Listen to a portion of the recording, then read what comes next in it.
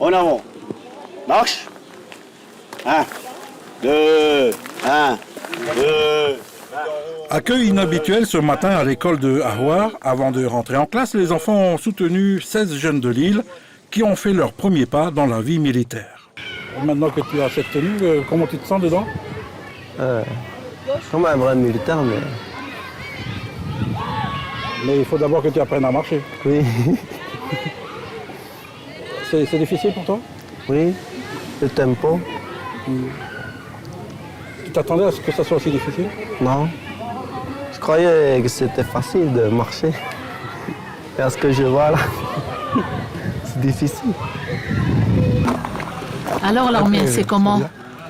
C'est très facile. Tu viens de vivre tes premières heures en tant que militaire. Comment ça se passe? Très bien. Pour la plupart d'entre eux, cette immersion d'une semaine vient conforter leur souhait de s'engager et surtout d'affûter leur choix d'affectation.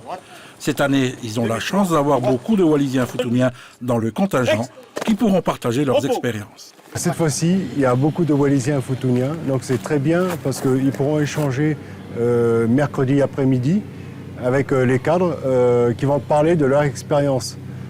Certains ont fait comme eux, ont commencé par une préparation militaire, ou se sont directement engagés à partir de Wallis ou de Futuna et sont partis en métropole.